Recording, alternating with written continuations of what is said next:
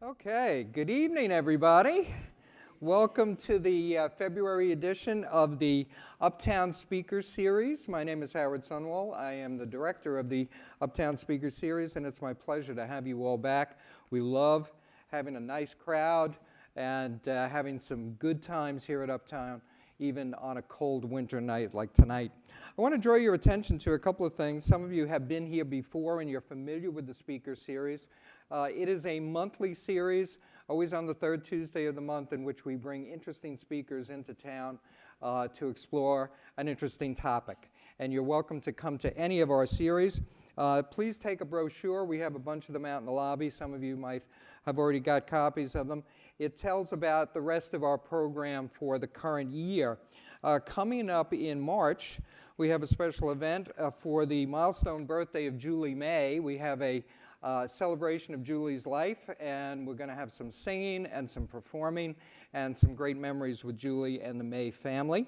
And in April, we will have the Chester County Bar Association coming back to do something that they did last year, which was fascinating and very well received. They are going to role play a current case in front of the Supreme Court of the United States. And we have a judge from the Federal Circuit Court, Judge Sanchez from Philadelphia, as well as Dean Rodney Smola of the Delaware Law School. And they will role play the argument of this particular case. And I believe they're going to do something regarding gun control. And you in the audience will have an opportunity to interact with them and explore the implications of that case. And at the end, you will actually get to vote on the outcome of the case. So it's actually a pretty interesting evening in the theater, so don't miss that. Okay, let's get to tonight's event. As you know, we're here to hear from Shannon Hayes. Before we hear from Shannon, I would like to thank our two sponsors for tonight's program. The Westchester Public Library over on Church Street is a sponsor for Shannon and her literary efforts, as well as the Westchester Cooperative, the food cooperative. They have a table out in the lobby and are looking to tell you about what they do. So we are grateful to both of them for their sponsorship tonight. Now I'd like to welcome to the Uptown stage our guest speaker tonight, Shannon Hayes. Shannon can be described as a farmer, an author, an entrepreneur, business owner, homeschooler, blogger, and community builder. She was raised on her parents' farm, Sap Bush Hollow Farm, which she once called some of the poorest farmland in one of the poorest counties in New York State. She writes in one of her books, and I quote, "As I grew to adulthood and began a family of my own, I realized that this little farm was more than just a pastoral dream. It was an antidote to industrial food, climate change, harried living, and social injustices." Shannon holds a bachelor's degree in creative writing from Binghamton University and a master's and PhD in sustainable agriculture and community development from Cornell. Her essays and articles have appeared in regional and national publications, including the New York Times, the Boston Review, and National Public Radio. She has written cookbooks and books about grass-fed beef and other sustainable living topics, but her defining work, I think, is titled Radical Homemakers. This book, published in 2010, was a call to men and women everywhere to make home and community the center of an ecologically sustainable future. Shannon has become the voice of a new generation of parents, farmers, urban and rural homemakers, and free-thinking entrepreneurs, all committed to a life of self-reliance, economic independence, and community betterment.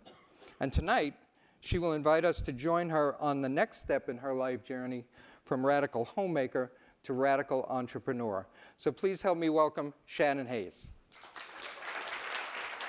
Good luck.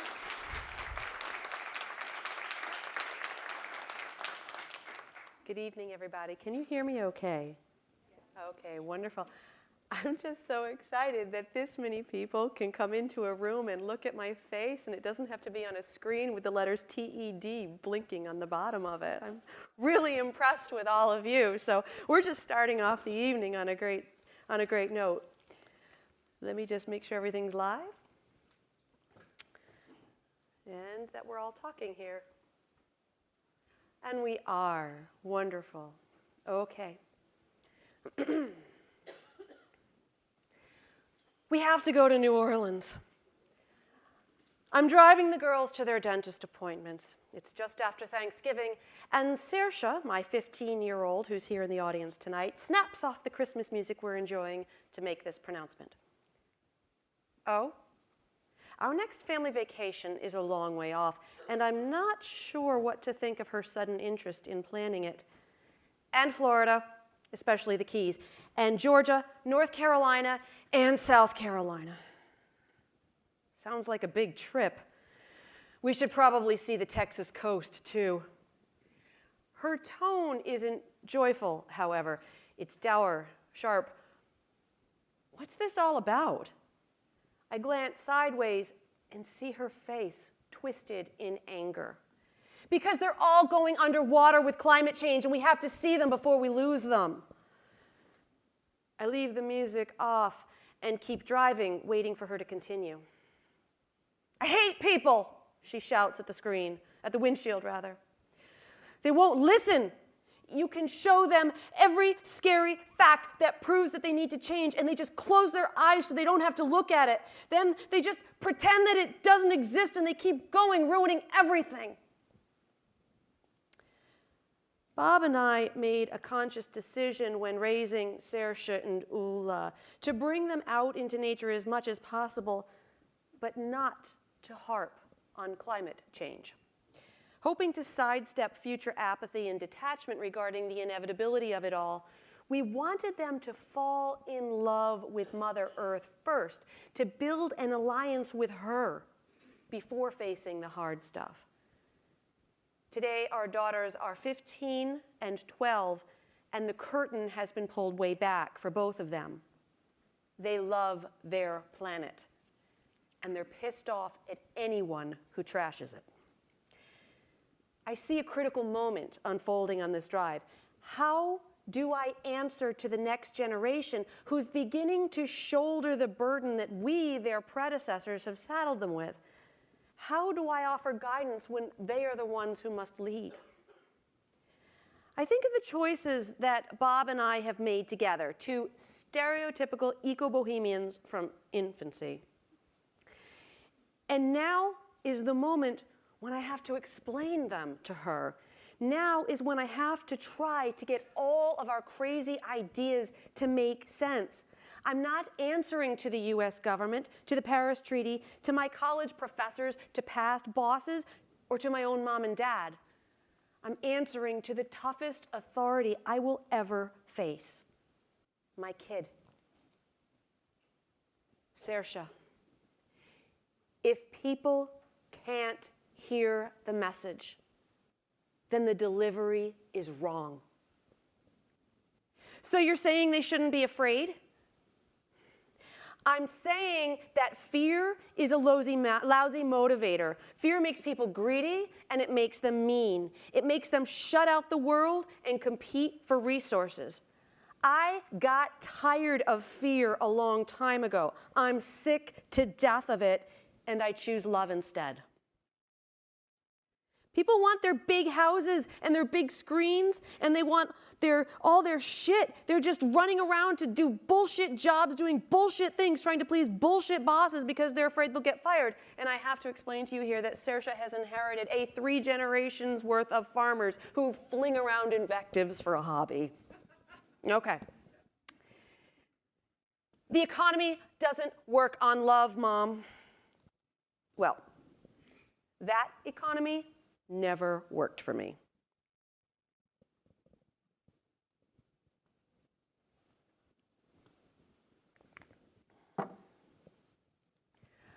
I was a grad student at Cornell University researching sustainable agriculture and community development when I started to figure out that this economy didn't work.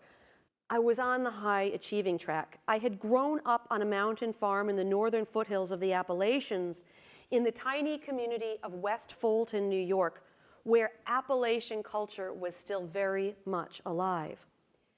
But I went to school down in the valley near the interstate, which was one of the greatest contributors, by the way, to our county's genetic diversity, greatly improving our inbreeding coefficient. So you can't just knock all highways, all right? But anyhow, Cobleskill was fast developing into a suburban fringe community for Albany, and academics at my school were rigorous. I took the challenge and achieved straight A's and was enrolled in the local college by the age of 16. At 26, I was in the final months of my PhD program. And on that particularly illuminating afternoon, I was sitting in my student cubicle checking emails when a group of fellow female grad students clustered near my desk and began whispering about one of the department professors. She's not carrying her weight in the department. She's not publishing. She's bringing her children to the office. They're definitely going to deny her tenure. She doesn't deserve it. I knew the professor they were discussing. She had just come through a divorce and was now single parenting 2 children under the age of 4 while fighting to keep her position at Cornell. I looked down at the engagement ring on my hand. With love and adoration, Bob had recently slipped it on my finger during a camping trip to Maine. I was embarrassed to wear it there at school. I felt somehow it was a sign that I did not take the academic world seriously. Love was a marginal event in the life of a serious academician. On an impulse, when the other students moved away from my desk, I pulled out a scrap paper and made a list of every female professor I'd ever had in 10 years of higher education. Across the top, I scratched some key events I was hoping for in my life: marriage, children, tenure, staying married. I drew boxes next to each female professor's name and put an X in the box for each of these events. Not a single female professor got 4 marks. Nevertheless, I finished my PhD and I went back to the cabin where Bob and I were living. Made good use of it. And it was just up the road from my family's farm. And I began my professional job search, still not ready to accept that the conventional economy might not work for us. Bob had recently been fired from his own job, so it looked like we were going to have to sell our little house and pull up roots to follow careers. Never mind that this was the only place I had ever dreamed of living. This is just the way things were done. The painful prospect of leaving our beloved West Fulton and family was eased only by the fantasy that someday we could retire here. I was dutifully scanning over potential opportunities one afternoon when my fingers compulsively reached for another piece of scrap paper. This time, I wrote down the potential salaries Bob and I could have if we both found paying professions in our respective ecologically focused fields.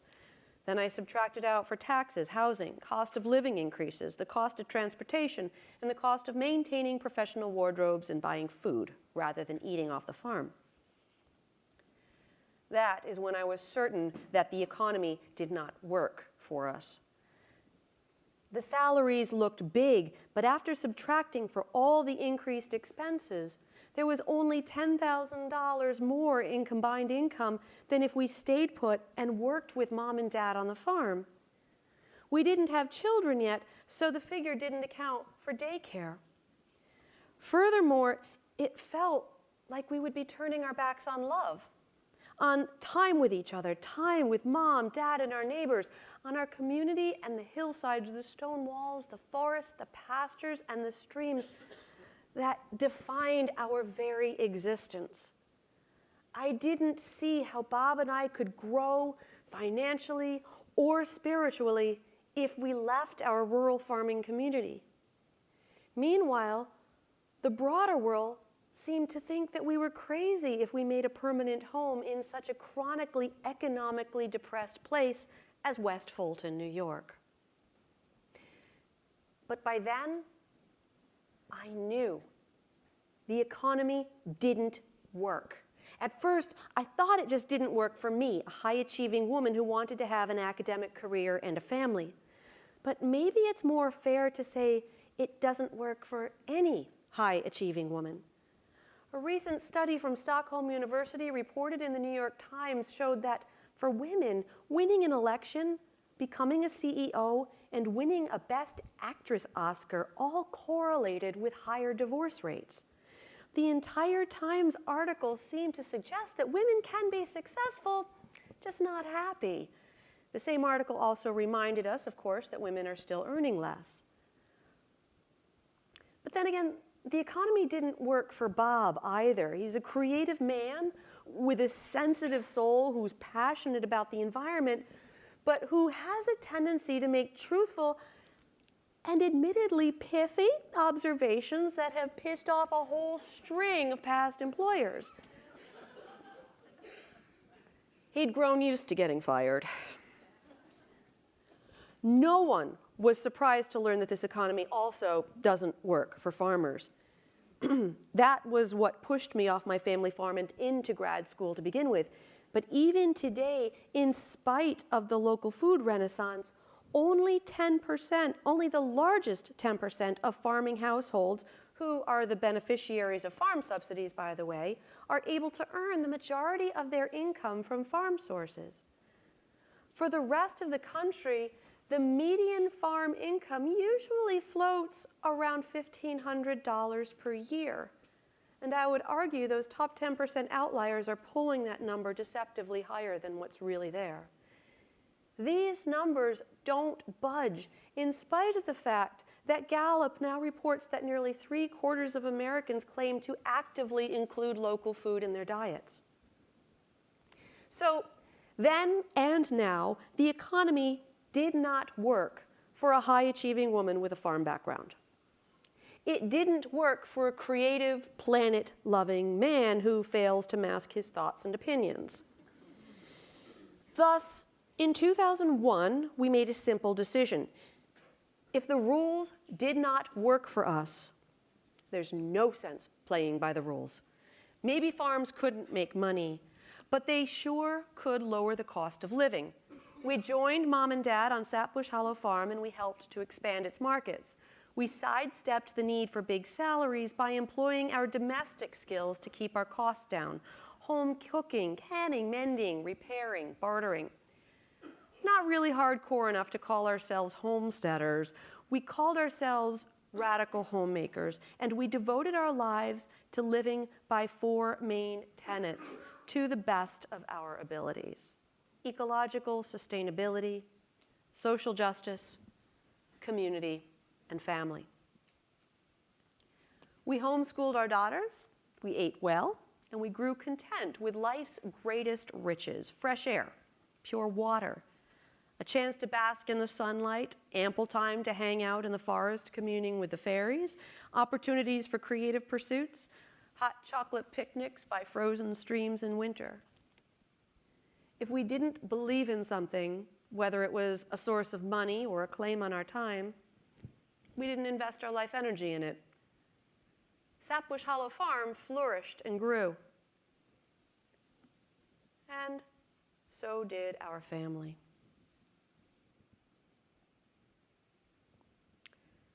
We were living like royalty on a poverty-level income, and it made perfect sense to us. The existing economy has long been an extractive one, where corporate wealth is regarded as the foundation of economic health, and where mining our Earth's resources and exploiting our international neighbors is accepted as the cost of doing business. It was only logical then that it didn't work for Bob and me. We were seeking a bridge to a new life-serving economy where the aim is to generate a living for all, where our resources are sustained, our waters are kept clean, our air pure, and families can lead meaningful and joyful lives. While we were building that bridge, with many others across the country, by the way, radical homemaking eventually became a movement, the extractive economy began rapidly failing nearly everybody else, save for maybe the very wealthy. it appeared as though the job market was doing well, but Americans were not making ends meet. Wages have not been keeping up with expenses. The Economic Policy Institute, which is a nonprofit think tank advocating for low to moderate income Americans, analyzed the Bureau of Labor Statistics from 1979 to 2016 and found that average annual earnings for people in their prime working years did increase by 30.2% after accounting for inflation. But the growth is not a reflection of increased wages. People are working more hours to make ends meet. And while the paychecks may appear larger, the purchasing power is the same as it was 40 years ago as pensions disappear from benefit packages, and college, housing, and child care costs soar. A July 2018 Bankrate survey of 1,000 Americans found that 40% were holding down second jobs. And that percentage was even greater among millennials, who were clocking in at over 50% on second jobs. If money were the only area where our economic system was failing, that'd be one thing. But it has been failing in the arenas that are even more important. In the early 1950s, the US was one of the healthiest countries in the world. By the millennium, it had sunk to 25th, behind nearly all first world and a number of third world countries. Roughly 1 in 5 US adults experience mental illness in a given year. 21% of kids suffer from it at some point in their childhood. The Centers for Disease Control and Prevention report that 6 in 10 American adults suffer from a chronic disease, and 4 in 10 suffer from 2 or more conditions. The quest for health and happiness in our economy seems increasingly futile.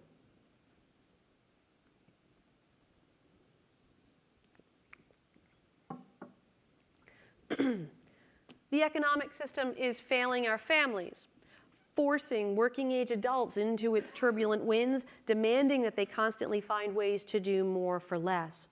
It uproots households as parents chase after paying work. It requires both parents to enter the workforce, then screams for 30% of their income for childcare. And it demands that children compete for colleges that require so much tuition, they leave their schooling nearly bankrupt, already at the mercy of the job market, at a time when they should be finding out who they are and what makes their souls sing and how they're going to change the world.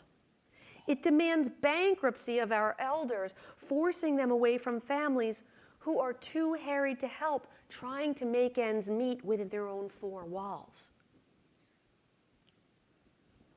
I can't help thinking back to Saoirse's accusation that morning in the car, that people refuse to listen about climate change. It's hard to listen about making changes to protect the planet if you're worried about how you're going to pay the bills, if you're strung out running to the next job, if you're beaten down by illness. Thus, ultimately, directly, indirectly, and every which way, I argue that the economic system is failing our planet, filling the air with excess carbon, inciting the fever of climate change, depleting our soils, polluting our waters, and destroying our farmland. It stimulates a sense of entitlement for the haves, for their ability to pay for anything they want, and deprivation for the have-nots, robbing them of fundamental needs and rights: access to clean water, fresh air, nourishing food, safe shelter, and the companionship of loved ones. However, while the extractive economy was busy beating down the people and the planet, things were humming along pretty happily in my family's little radical homemaking bubble. Sort of, except for one thing. Mom and Dad were getting older. They needed 5 major surgeries in the course of 18 months. And Bob and I had helped to develop and grow the business, but now it was more than the 4 of us could manage. The kids were too young to step in, and so we hired help. And with the addition of payroll, the farm began losing money. We needed to make some decisions. Either they retired and we gave up Sapbush Hollow Farm, or we began a transition to the next generation. I had spent 40 years of my life preparing for this moment. In the face of a broken economy and a feverish planet, I truly believed that small farms were key to saving the world. Back in grad school, I had come across a very important but somewhat forgotten study about the importance of small farming, completed in 1978 by a man named Walter Goldschmidt. It was called As You Sow: 3 Studies in the Social Consequences of Agribusiness. While our nation was pushing farmers into the farm crisis with the get big or get out mantra, Goldschmidt was finding that the social impact of large industrial agriculture was devastating, and the impact of small-scale farming was actually beneficial to society. Equally important was another study that came out before that in 1946 called Small Business and Civic Welfare. It was a comparative analysis of cities dominated by 1 or 2 big businesses and cities that were rich in small businesses. It was commissioned in World War II by the Senate as our nation was headed down the path of big business. The intent of the commission had been to confirm that big business was the wave of the future. The researchers found the opposite. The chance that a baby would die within 1 year after birth was considerably greater in a big business city. Slums were 3 times more prevalent in big business cities. There was broader income disparity. By contrast, small business cities' expenditures on libraries per capita were 10 times greater, and on education per student, 20 times greater. Small business cities provided for their citizens a more balanced economic life, and the civic welfare was higher. Employment was more diversified. Local entrepreneurs were more willing to take risks and invest in new enterprises. Retail life was more vibrant, and there was less income disparity. There was a higher percentage of middle and upper incomes, and health, housing, sanitation, education, and recreation were all superior. When I figured out that the extractive economy wasn't going to work for me, these studies drove me back to the family farm with passion and determination. Small, environmentally conscious farms are the foundation of local economies, heartbeats around which community can grow, feeding bodies and souls. They make a place beautiful, they create habitat, and they pull that excess carbon out of the atmosphere and hold it in the soil, using it to produce food to feed neighbors. In the pit of my stomach, I felt like this was my reason for being born. And in the pit of my stomach, on the day my child would turn to me and ask what I did to fight climate change, I would tell her this. I took over the family farm. I did it with my heart and soul. In the choice between love and fear, her dad and I chose love. Love for planet, love for family, love for community. But now, like nearly every other farm in the country, we were losing money. The research tells us that a true life-serving economy needs to be rich with small farms and small businesses, but nearly all small farms operate in the red, and the picture is not pretty for small businesses either. According to the SBA, half of all new small businesses will go out within 5 years. Only a third of new establishments survive 10 years or longer. I was troubled by more than precarious economics. The common thread that linked small farmers and small businesses is not just unforgiving financials. It's the work ethic. Correction. The overwork ethic. On average, 75% of American farmers report spending 10 or more hours per day on farm work. 17% spend 15 or more hours. And from what I can tell, those numbers don't seem to include any of the cooking or cleaning of the farmhouse that serves as the machine shop, vet clinic, classroom, cafeteria, soils, and fecal lab.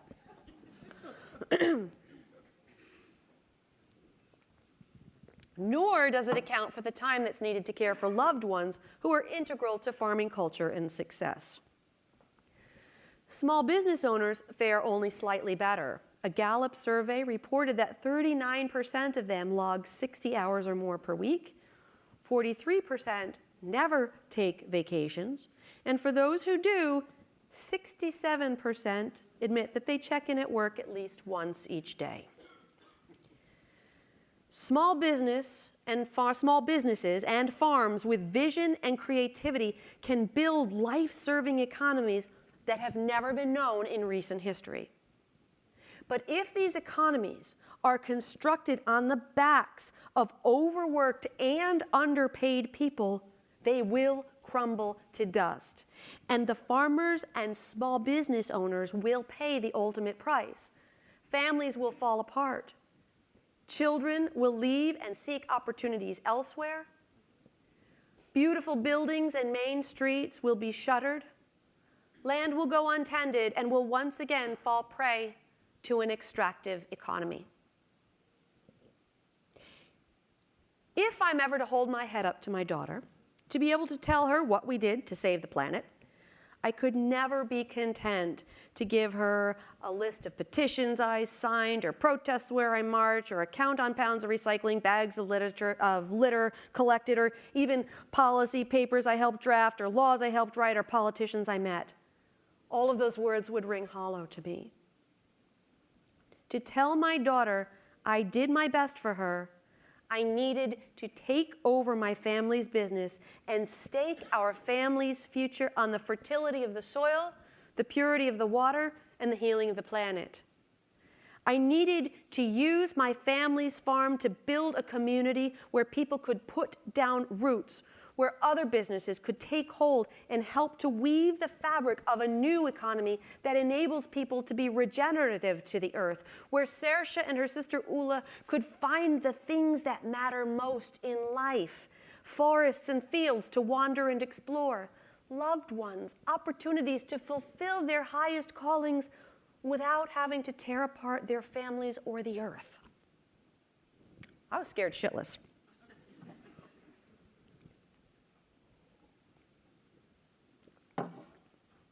We had to do more than step into full partnership with my parents. I had to take over the financials and figure out how to bring a business that was bleeding red into the black. And I had to do it while making sure that Mom and Dad could rest more, making sure that we met our payroll obligations, and ensuring that I'd still be able to homeschool my children and that our marriage wouldn't fall apart. Got to catch up here.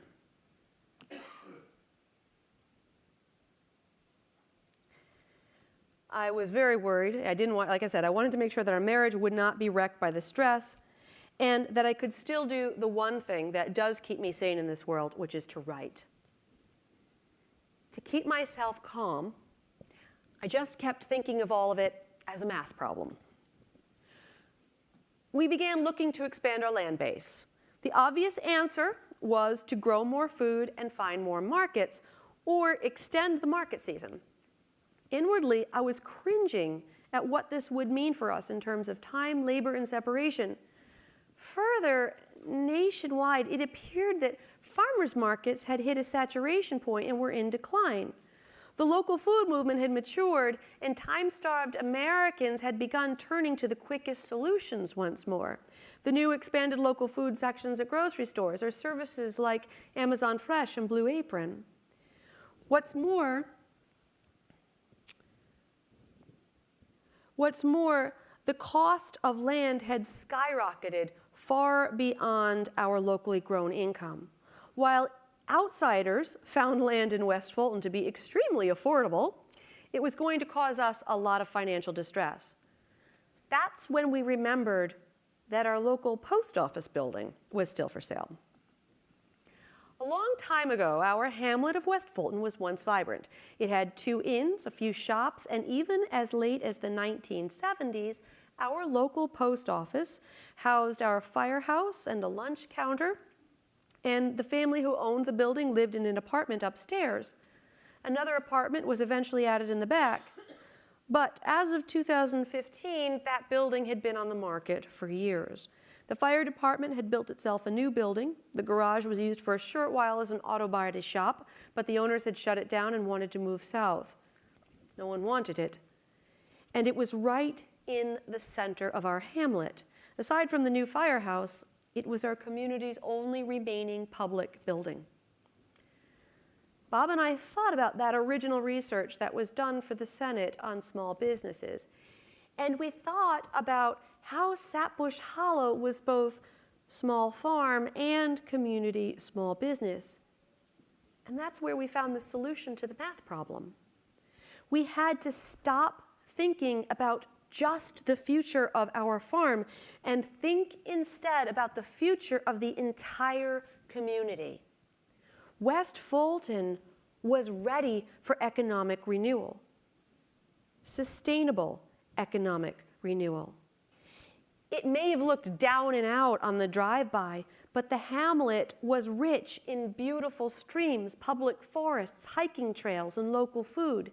And everything was so close, residents could walk or ride bikes to all of it, maybe not in the winter. But that is where we could find the synergy that we needed. So for a fraction of the price of more farmland, we bought the old building. We rented out the downstairs apartment to a full-time resident. We renewed the post office lease, and we began converting the old firehouse and garage into a farm store, farm-to-table cafe, and espresso bar. My dad says that's when we entered the legal drug trade. We furnished it with flea market furniture, a gas fireplace, and some rocking chairs, and with that, our community suddenly had a gathering space. We knew there wasn't enough traffic to support it every day, and there was that other piece of the equation that Bob and I worried about. Time for family, homeschooling, and our creative pursuits. So we limited the hours to Saturday mornings. Our daughters and my parents work with us. We laugh, we tease each other, we bicker, we poke fun, then we laugh again. We are making a living serving our community in harmony with the earth, and we're together. Business advisors thought we were foolish. We were in the middle of nowhere, according to the extractive economy. But according to the life-serving economy that we visioned, we were in the heart of where we needed to be. By the rules of the extractive economy, we needed to have a business operating all hours of the day. According to the life-serving economy, Saturdays were good enough. We added Sundays for July and August. But the rest of the week is for living, farming, loving, schooling, playing. Maybe someday those hours will expand when our family responsibilities shift, but for now it works. Bob and I had grown from radical homemakers to radical entrepreneurs, business people dedicated to maintaining for ourselves and our employees those same values that we upheld as radical homemakers: ecological sustainability, time for family and community, and a commitment to social justice. As we embraced our new roles, our community began to visually change. A cidery opened up the road. A restaurant opened down the road. We converted the upstairs apartment to an Airbnb, and in our first year, we welcomed over 100 guests to our hamlet. They found our trails and our streams, visited our farms and other local businesses, hung out with the neighbors, and fell in love with West Fulton. Sapbush Hollow became viable again.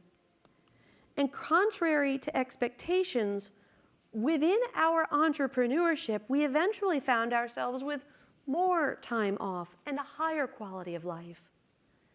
To be fair, according to the extractive economy, we're still living completely implausible lives. Our family income is paltry. But in this life-serving economy we're building, we find that it's ample, and we've even managed to double our net worth in the past 10 years. We're able to educate our children, to eat well, enjoy time off, keep the lights on and the wood stove fed. Further, We've noticed that our truest riches are expanding by leaps and bounds. We find ourselves with more friends than we ever imagined possible, more things to do, more help when we need it, more to taste and enjoy as the community grows. Better still, the cafe has become a home to nourishing change. Community members gather there for courage before heading out to protests. There's a lot of those these days. Customers tell us that we're their safe place, their refuge and source of fortification, where they seek love and sustenance before returning to their daily struggles to bring about change. We are building an economy our customers and community can believe in, and they're going out and bringing those beliefs into the wide world. They're not motivated by fear to save the planet. They're motivated by love.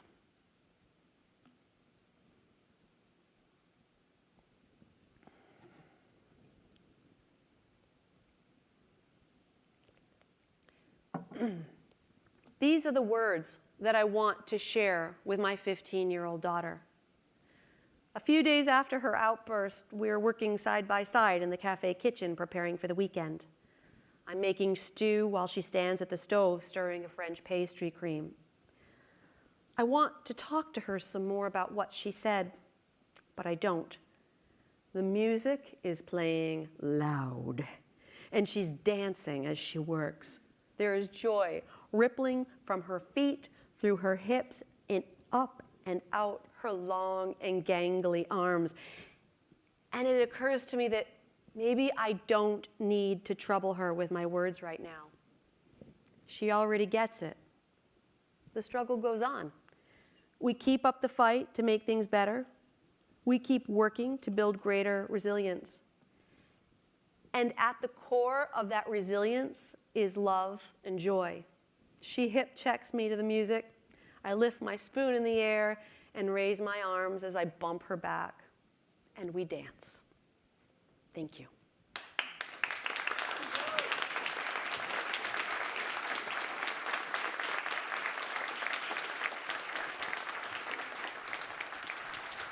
Shannon, wonderful, wonderful job. Thank you. Join me over here, and we'll have a chance to sit and talk to the audience, talk to each other. That was fascinating, absolutely fascinating. I have to let everybody, could we turn some of the house lights up, Bryden, so we could see everyone? All right, great, great, thank you. Now we can all see each other. I have to let you know that Shannon and her family drove down from West Fulton today, a 5-hour drive, to be here in Westchester to tell your story. I am so grateful that you came and we had a chance to hear you. I also want to introduce your family. I believe Bob is in the corner there. Daughters Shesa and Ula are right there. Wave and say hello. Very good. Well, thank you for coming and sharing all of that. It's really an amazing story that you embarked on, and that you've done so much, and you've really touched so many lives. I know you've talked to so many people that you call radical homemakers, or people who have embraced the sustainable lifestyle, the farming lifestyle, even in an urban environment, in terms of trying to provide as much for themselves rather than consuming and chasing the consumer economy. What has been your experience in talking to all those people? I get to have one of the happiest jobs on the planet.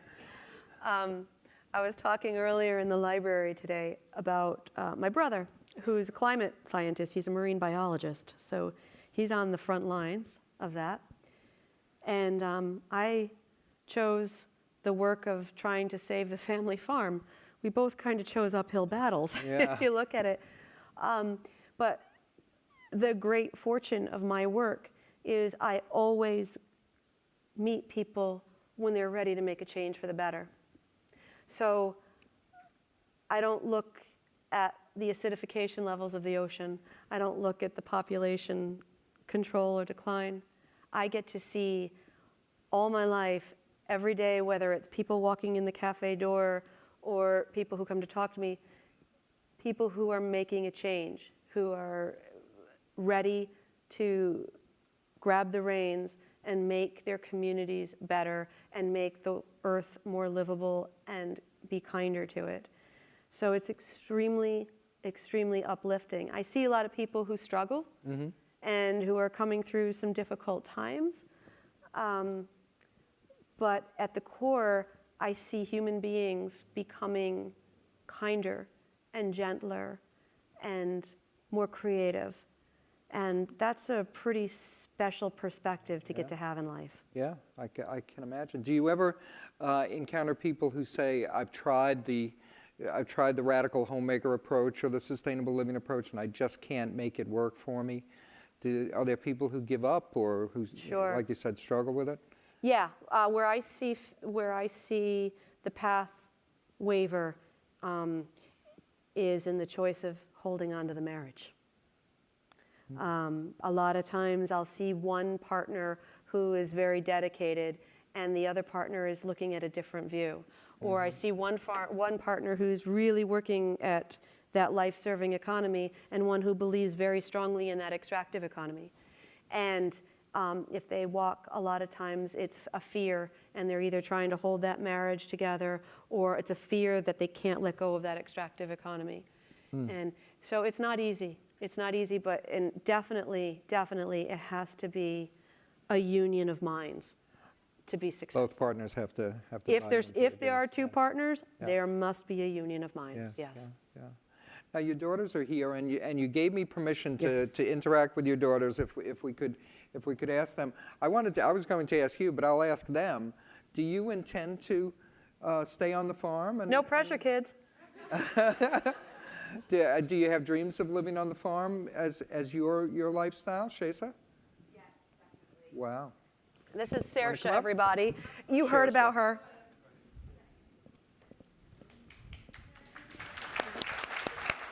There you go. You can stay right there. Oh, yikes, a microphone. I definitely, if I'm not actually working on the farm, I definitely want to do whatever I can to help it and continue this legacy that they've built. Jules, how about you? Does Zula want to add to that? I have always been very interested in animals, so I do think I will be working on the farm and living in that house. So, yes, I would say that I will stay on the farm. Wonderful. Wonderful. Thank you. Thank you for sharing that. Oops. If I can add something to that. Sure. One of the great deterrents for me in taking over and getting involved in the family farm was that, I always had a business mind and I was always very interested in that. But I didn't feel like I could cut the throat of an animal. And it was my father who took me aside one day and said, I'm not asking you to do that. And one of the things that I think has been a big problem in family farm succession is that the younger generation feels like they have to be the older generation. And where our farm really took off was the moment Bob and I let go of trying to be my parents and trying to do exactly as they did. Bob and I are creative, we're weird, we're quirky, we're lazy, which now we see is a real power plus for the farm. And my mom and dad are hardworking, salt of the earth, at the grindstone every day. And my father is obsessed with animals, and they have a great eye for animals. And turns out Bob and I like to be a little bit more artistic and be different. And one of the things that we've really encouraged our daughters, because we've learned it, is the farm gets stronger when the next generation can be true to their spirit. And a lot of times we think, no, you have to, if it's dairy, you've always got to be dairy. If it's whatever, you've always got to do the same thing. And what you have to do to make it work is be true to your spirit. And we really try very hard to let that come through for them. Okay, I see that. The word homemaker is one that you use a lot in your books, although you didn't seem to use it a lot during your presentation. And I think the word homemaker means something different to you than it means to a lot of other people. And how would you define the way you mean homemaker? I don't want to try to do it for you, so I thought I would let you do it. I see the homemaker as a powerful economic role and as the heartbeat in the family. And I don't see the homemaker as a gendered role, and I don't believe that it has to be one. We consider ourselves both homemakers. But that role of consciously finding the food, preparing food, keeping the family together, providing a gathering space, keeping that space protected and loving, is a way to buffet the winds of the extractive economy, and it's also a way to start building the community networks that enable the life-serving economy to take hold. Do you have people who react negatively to the word, who think that you're looking to get the women back in the home and out of yeah. Did you read my Amazon reviews? No, I read your book. I didn't read I can imagine what some of the reviews might have said. Well, yeah, so when Radical Homemakers came out, we say that I was accused of being overly religious and anti-God, and anti-female and overly feminist, and anti-education and overly educated, until Bob had the good grace one day to finally point out to me, Shannon, you must have written a balanced work. Because you pissed off everyone. So, yeah. I guess we've heard it all. I guess you did. You tell the story in your book about speaking to, I think it was an academic conference, and you were hesitant about using the word homemaker. Yeah. Because it defined what you wanted to bring back to family life, but you hesitated to use the word.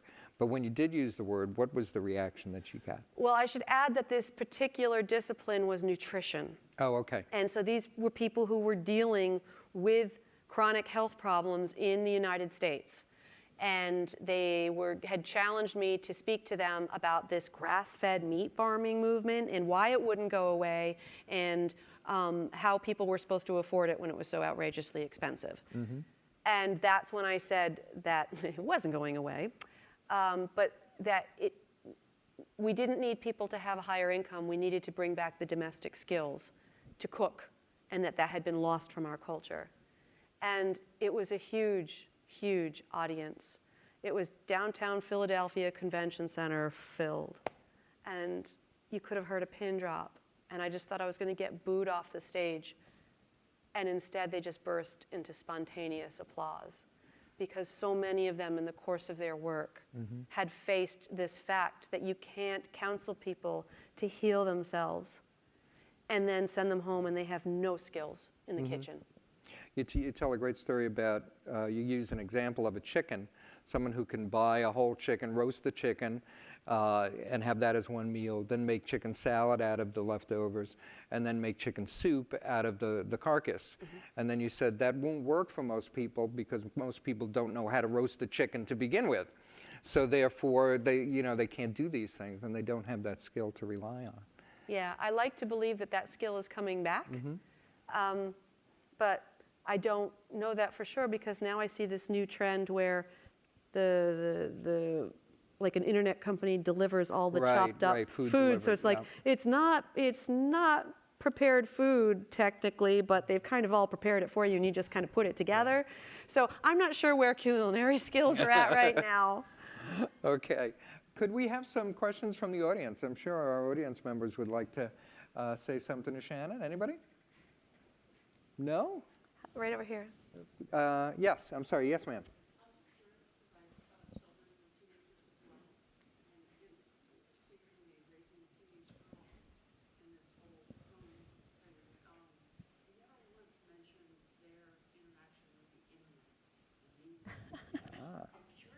Can I? Ula, get off your phone. Can I just can I repeat the question? I'm not sure everyone heard you. You mentioned your children and their relationship to media, electronics, gadgetry, the internet, video games, the whole schmear. Where are you at with that? We are not innocent by any means, but I guess we're probably not where a lot of people are. I'm going to talk pointedly about Ula, because it has been very difficult for her. Ula has something called CVI, cerebral visual impairment. And that makes the reading world and a lot of other things very difficult for her to access. It makes traditional academics almost impossible for her. And we had just satellite internet at our house. And one of my kind of crazy entrepreneurial things that I did is I went, the only school that could take Ula with this impairment was going to cost us about $40,000, and she and I would have to relocate for the school year for me to get the help. Or I got the internet and used online resources. So I went to our local phone and internet company and cut a deal with them where I fronted the money. It was $5,000 for them to run the lines to our community. And then my family got free internet, phone, cable. We don't know how to use the cable, but we got it for as long as Bob, me, Saoirse, or Ula had our names on the deed. So we basically got it for life, which was a great investment. But there came the internet. And in particular for Ula, because of the way her brain works, she gets very visually exhausted.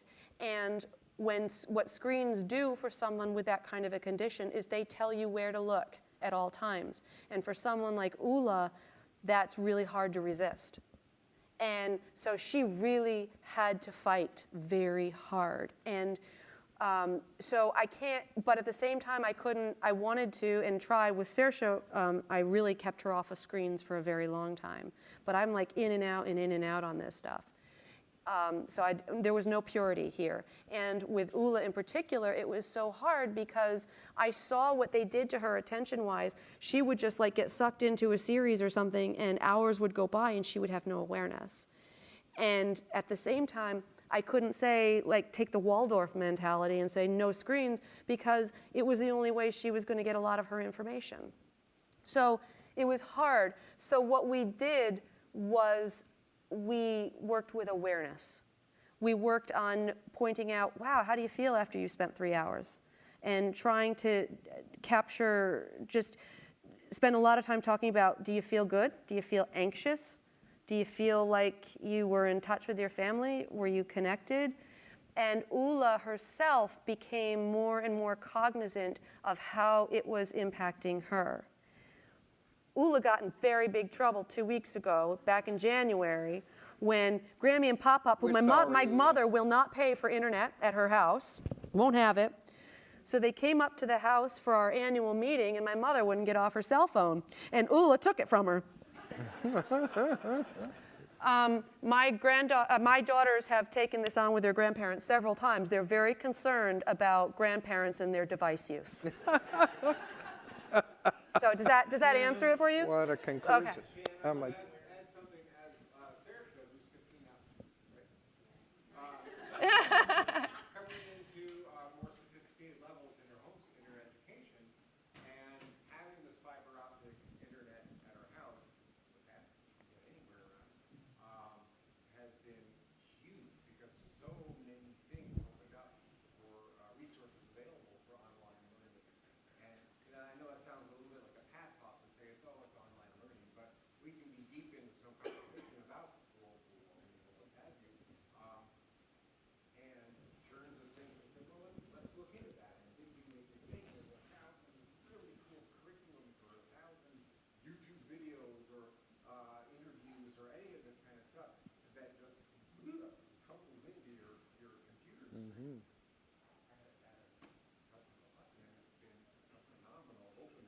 And pushed a lot of her learning in directions that none of us anticipated. She's like, wow, I never heard of that. That's really cool. I want to know more about that. And then all of a sudden she's looking at something about ancient Greece and wants to go to Pompeii.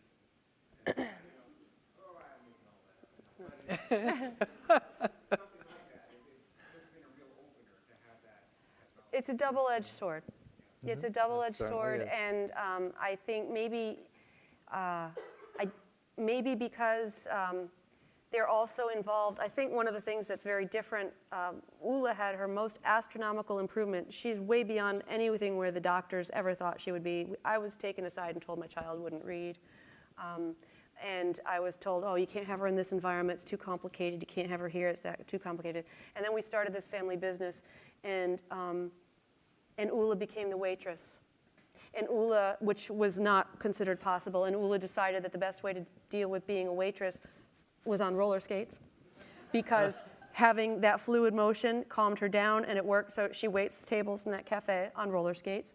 People come just to see her do it. But I think what happened, though, is our family takes on challenges, and that needed to run. Bob and I had a lot of skin in that game, and that meant Saoirse and Ula did. And I notice we get into something, and we get in it as a family. It's not their thing. It's not their thing versus mom and dad's thing. They're so involved with our success as a family that things like the internet become easy to talk about, because we deal with big problems together all the time. So this thing of the internet, where we start observing and sassing one another, and we hassle daddy for taking his phone out at dinner or whatever, it's peanuts compared to what we have to deal with as a family in a given day. And I watched Ula have this astronomical increase in her abilities. I mean, she's fantastic. There's nothing this kid can't do anymore, and you'd never know there was a strong learning disability. I think it had to do with her knowing, my family's counting on me. My family counts on me every day. And bringing that back to this isolation that screens cause, I often wonder if it's because our youth don't know we're counting on them. They don't feel like we need them. And maybe it's more that my kids know, yeah, the screen time is pretty cool, but you know what? Come 3 a.m. Saturday morning, my 15-year-old is out the door with me, heading down to the cafe. And at 6 or 7 a.m., the other one's coming down with Bob, and we're a family, and we're pulling together, and we're doing what it takes to keep things running. And they know they're needed. Can we have some applause for that statement? That was incredible. There was a question. Or you could call it child labor. Yes, ma'am.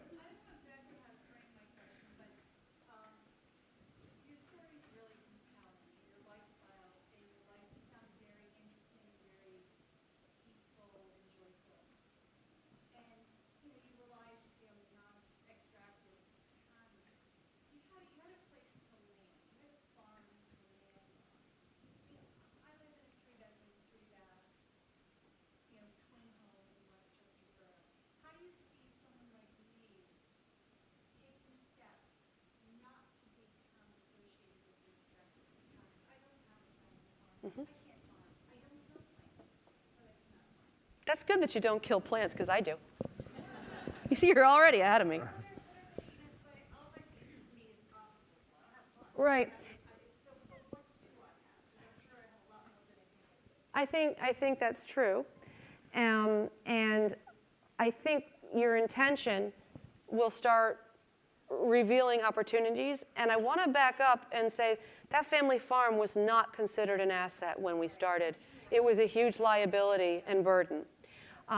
And I remember this Wall Street broker screaming at me one time about how it was totally unfair that I had this family farm that I could land on and he didn't. And I'm like, dude, man, how many figures do you make?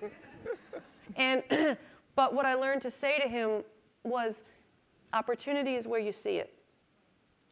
And everything that you saw there looks like opportunity to you, because I saw it and told you that story, that the opportunity was there. And when you are looking at your own life, it is up to you to see that opportunity. And there are different things that might come in store. I mean, I don't know what's there. I don't know if it turns out that you have a gift for teaching, and there's a particular skill set that you are able to relay that you can parlay into a more independent existence. I don't know if you're a healer. I don't know if you have an ability with food that can make things go a certain way. And I don't know if you have an ability to network within your community to build relationships. But one of the things that I found Catherine was reminding me of this, is when I came down here in 2012, one of my charges to people was to say, just do something. And I told people, even if it's a potted basil plant and, you know, maybe a little cherry tomato plant on your balcony. And Catherine and George created this community garden in their townhouse complex. And you have a couple plots that are going to the food bank. There are significant things, but it's you, and I never would have visioned that for their space. I can't see it because I'm not in your culture. But I know that I had to take a break from everything that extractive economy tells me is true and look at this life-serving economy. And in that life-serving economy, true wealth, money just doesn't really measure in. It's water, soil, sunlight, air, friendships, laughter, engaging problems. Engaging problems are really an important part of your wealth because they're the fascinating thing that gets you out of bed every morning. And you start with that, and you cultivate in a life-serving economy. You look at those things and you ask, how do I cultivate that? And maybe that's taking an interest in a younger person who might do more of it. Maybe that's volunteering. Maybe, I mean, I just can't tell you within your setting, but I do know that people do it. I know that people garden on rooftops in New York City. I know that they find ways to cool it down and to make their economy work. And I also know from radical homemaking, the more things you do in that kitchen, the less expensive your life gets. That really, really cuts down on your costs of living. When you learn to work with farmers to buy food. We now, our Airbnb, we actually have people who come from New York City to stay in our Airbnb because they can go directly to the farms and buy bushels and bushels of produce and can it. And we give them the canners, we give them the equipment they need, and Bob and I are pretty good. We know our way around canning, so we're downstairs working in the cafe kitchen. They run downstairs to borrow tools, and up they go, and they can their stuff and go back down to New York. You know, there's just all kinds of crazy things. And the cool thing about being 45 instead of 35 when I wrote Radical Homemakers was I thought I had to have the answers, and now I know I don't. I love it. What I really love is celebrating the ingenuity that other people come up with. And you remember there was a little Venn diagram about unity and all that stuff. Sort of your foundational ethic or your foundational ethical intent. So whatever it is that you are doing or are choosing to do, if that's sort of the nutrient for the soil that you're working, then that helps to guide the outcome of what you're doing. So it's more toward what you're intending. There's magic. It's magic. Magic occurs. The intention, it really does unfold. That you will see it. Something, you're going to see it. Okay. But once you start seeing those two economies and you see those, and they unfold in front of you, you'll start to see those opportunities. One of the exciting things for me as director of the speaker series is that every month I learn about a new topic, mostly which I knew nothing about before. And it turns me on to something that I wouldn't have normally done. When we had someone from the fox hunting community here, I decided I wanted to go fox hunting. And when we had Victoria Wyeth here, I wanted to take up painting. But now that you've been here, I want to start Basil sustainable farming, and I want to visit Sapbush Hollow Farm on a Saturday morning to stop in at the cafe and Well, great. and I see have a you all great in action. Airbnb. Talk to me I am afterward. going to. I'm going Never to look miss it a up. I marketing will look it up opportunity. tonight. Folks, this has been a fabulous evening with Shannon Hayes. If you haven't had enough of Shannon, and I don't imagine you could, please visit her in the bar. The bar is going to be open. Shannon and Bob will be selling copies of their books, and you'll get a chance to hopefully have a signed book. Yes, and And I just want to add one Sure. thing. Out there is a sign-up list for my email. I do have a blog. The blog runs from May. It runs during the growing season, weekly essays about our struggles and what we learn. You can sign up for it there, or you can go to theradicalhomemaker.net and sign up to receive it too. So recommend if it. you want to have more news and want to hear how we do things, it's a It's a good way great to go. website. I spent a lot of time looking at it Thank you. last month. Okay. Shall we say thank you to Shannon Hayes one more time?